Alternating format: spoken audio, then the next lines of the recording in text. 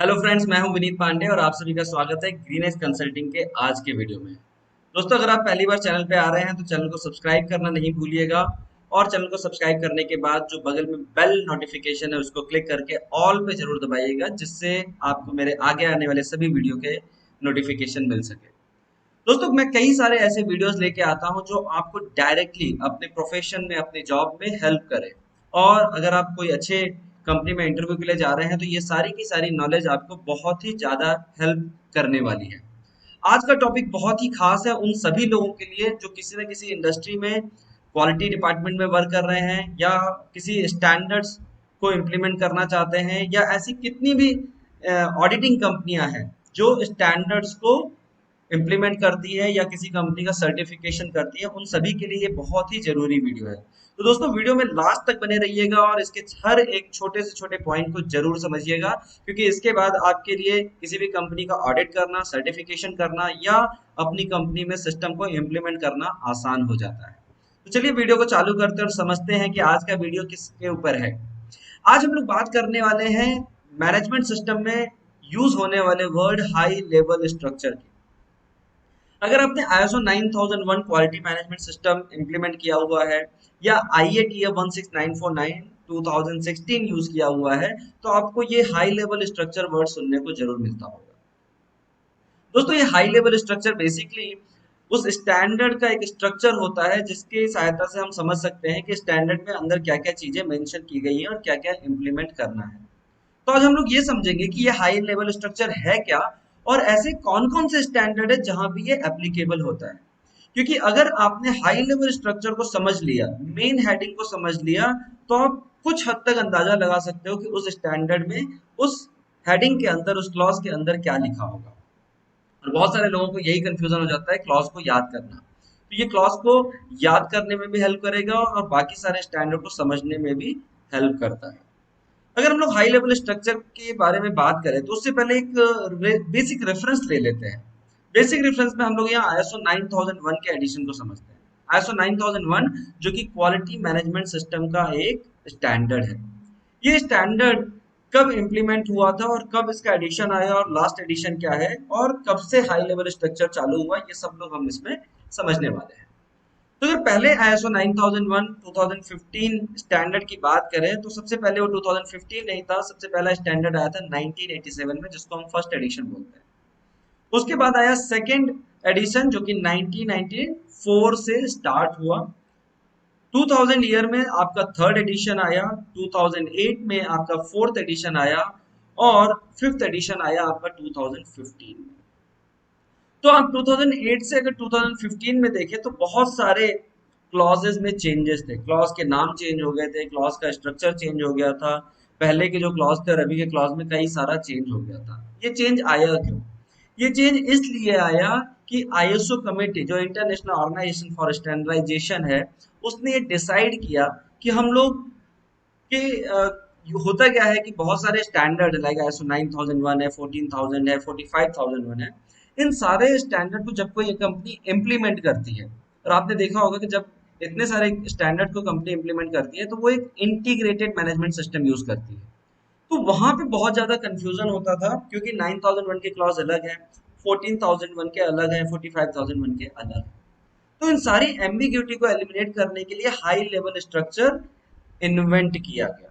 अगर high level structure की हम लोग बात करें तो high level structure is set of 10 clause.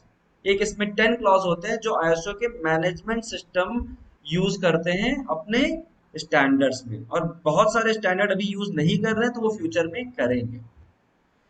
ये हाई लेवल स्ट्रक्चर आपको बहुत बेनिफिट करने वाला है because this is so that all management system standard that will have the same look. Yes, अगर सभी की मेन हेडिंग एक जैसी होगी तो सब एक जैसे ही दिखेंगे।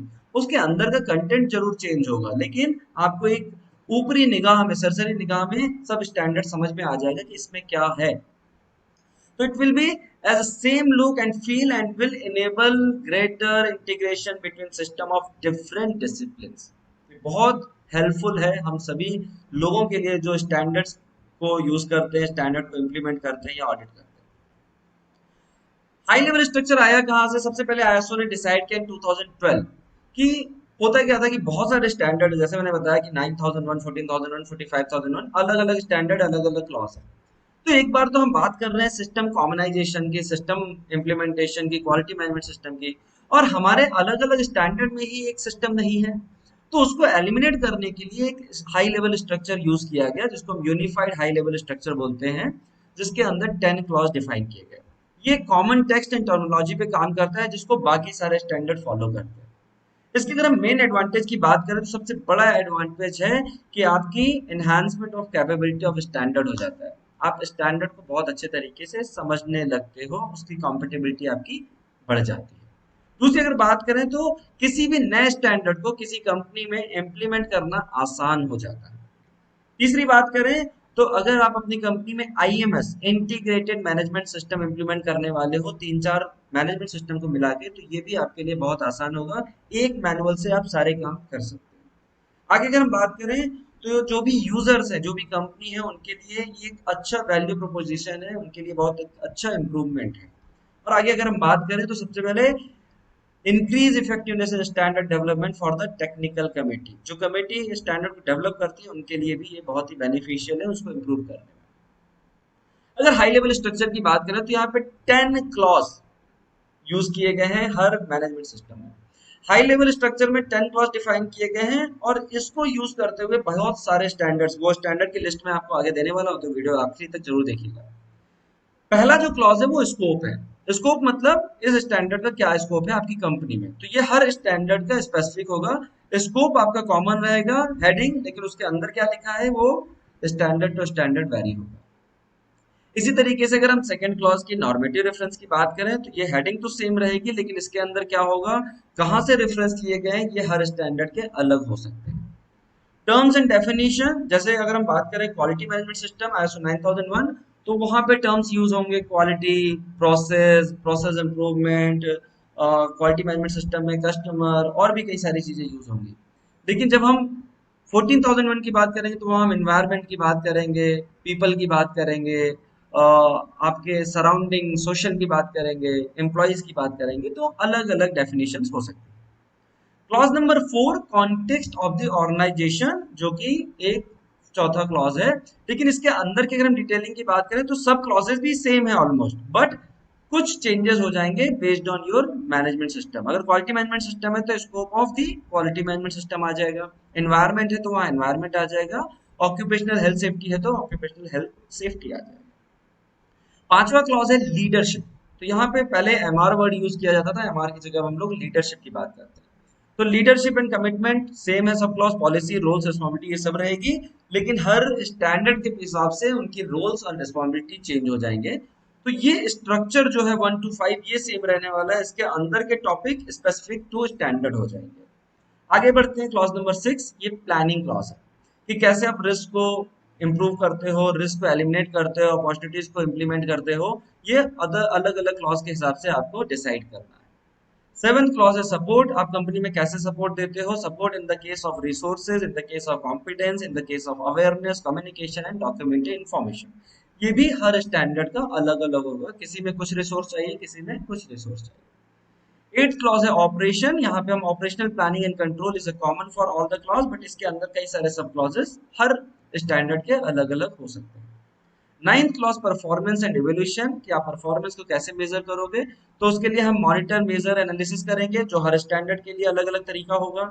इंटरनल ऑडिट करेंगे, हर स्टैंडर्ड का अलग ऑडिट शीट होगी, एंड मैनेजमेंट रिव्यू होंगे, हर स्टैंडर्ड का अलग पॉइंट एजेंडा होगा मैनेजमेंट रिव्यू का। And 10th clause is improvement, जहां पे हम लोग non conformity and corrective action and continual improvement की बात करेंगे। तो ये 10 क्लॉज हैं जो आपको अपने हर स्टैंडर्ड्स में देखने को मिलेंगे, और इसी 10 क्लॉज के हिसाब से अब आपको समझना है कि इसके अंदर क्या क्या चीजें मुझे करनी है, क्या इंप्लीमेंट करना है, क्या ऑडिट करना है। नौ सवाल आता है जिसके लिए आप बहुत देर से वेट कर रहे हैं कि वो कौन से स्टैंडर्ड है जहां पे ये 10 क्लॉज कॉमन है, जहां पे ये 10 क्लॉज यूज होते हैं। तो चलिए मैं वो लिस्ट भी आपको बता देता हूँ। Where HLS apply, high level structure is apply. तो अगर मैं आपको स्टैंडर्ड की बात करूं तो there are more than 80 standards जहां पे एचएलएस एप्लीकेबल है। और अगर हम इन 80 स्टैंडर्ड की बात करें तो सभी स्टैंडर्ड पे अभी बहुत डिटेल में तो नहीं बात कर सकते हैं, लेकिन मैं आपको लिस्ट जरूर दिखाता हूँ। और अगर आपको लिस्ट डिटेल में देखनी है फ्यूचर में, तो आप इस लिंक को देख सकते हैं, www.iso.org/management-system-standard-list.html। तो चलिए मैं इसको आपको क्लिक करके दिखाता हूँ कैसे कौन कौन से स्टैंडर्ड है। यस, तो यहाँ पे आप देख सकते हैं ये लिंक मेरा ओपन हो गया है, और ये आईएसओ की साइट है जहाँ पे आपको दिखाते हैं कई सारे सारे स्टैंडर्ड जितने भी आईएसओ रिलीज करता है। अब यहाँ पे आपको एक चीज देखनी है, जैसे यहाँ स्टैंडर्ड आप देखोगे साइड में यहाँ पे लिखता है एचएलएस। तो जहां जहां पे एचएलएस डिफाइन किया हुआ है, इसका मतलब है कि इस स्टैंडर्ड ने एचएलएस को फॉलो किया गया है। इस स्टैंडर्ड के अंदर वही 10 क्लॉज है जो अभी हम लोगों ने देखे। अब वो स्टैंडर्ड अगर हम देखें जल्दी से, तो लाइक आईएसओ टेक्निकल रेफरेंस है 4450/2020 में रिलीज हुआ है, ये अभी अंडर डेवलपमेंट है। आईएसओ 9001 2015 एचएलएस फॉलो करता है। आईएसओ 9002 2016 एचएलएस फॉलो करता है। इसके बाद चलते हैं आईएसओ 14001 जो कि एनवायरनमेंट मैनेजमेंट सिस्टम का, ये भी एचएलएस फॉलो करता है। आईएसओ 14004 जो कि एनवायरनमेंट मैनेजमेंट सिस्टम के जनरल गाइडलाइंस ऑन इम्प्लीमेंटेशन है, ये भी एचएलएस फाइल करता है। 14006 ये नहीं करता है। 14009 ये आपका एचएलएस फॉलो करता है।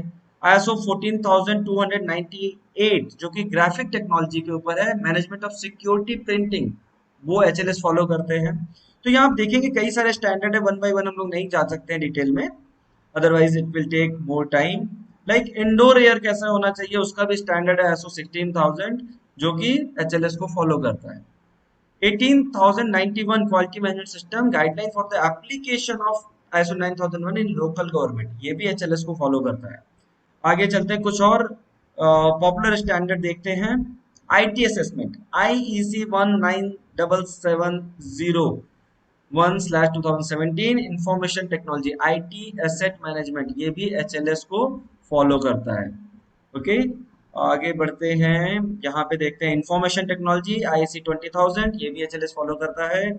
आपको आगे चलते हैं, टूरिज्म एंड रिलेटेड सर्विसेज, इसका भी एक स्टैंडर्ड है, वो भी एचएलएस फॉलो करता है ISO 21401। And adventure tourism ISO 21101, ये भी एचएलएस फॉलो करता है। अगर हम लोग आगे चले, फूड सेफ्टी मैनेजमेंट सिस्टम, जो कि फूड चेन से रिलेटेड कंपनियां जो है कुछ खाने पीने का बनाती है, पैकेजिंग करती है, उनके लिए है आईएसओ 22000/2018 फूड सेफ्टी मैनेजमेंट, ये भी एचएलएस को फॉलो करता है।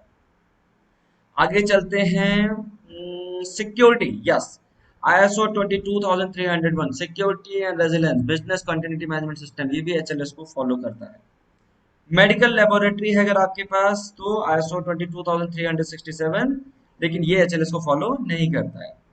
आगे चलते हैं हम लोग, कुछ और standard like information technology security technique IEC ISO 27001।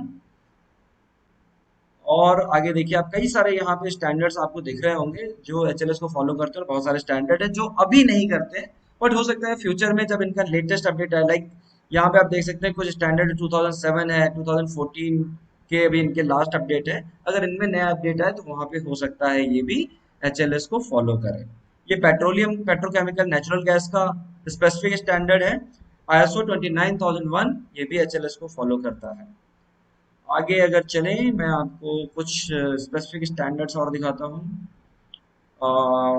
Anti bribery management, anti bribery management अगर आप देखोगे आईएटीएफ का एक पॉलिसी बनाने को बोला गया, लेकिन उसमें एक पूरा स्टैंडर्ड है आईएसओ 37001, ये भी एचएलएस को फॉलो करता है। इसी तरीके से whistle blower management system ISO 37002, ये भी एचएलएस को फॉलो करता है। नौ आगे बढ़े, road traffic safety management system ISO 39001, ये भी एचएलएस को फॉलो करता है। Facility management information technology occupational health and safety ISO 45001, जो कि हर मैन्युफैक्चरिंग कंपनी लेती है स्टैंडर्ड, ये भी एचएलएस को फॉलो करता है। एनर्जी मैनेजमेंट सिस्टम आईएसओ 50001, जो कि एनर्जी एफिशिएंसी, एनर्जी आप किस तरीके से यूज कर रहे हैं, किस तरीके से कंज्यूम कर रहे हैं, किस तरीके से सेव कर रहे हैं, इससे रिलेटेड ये स्टैंडर्ड है, ये भी एचएलएस को फॉलो करता है।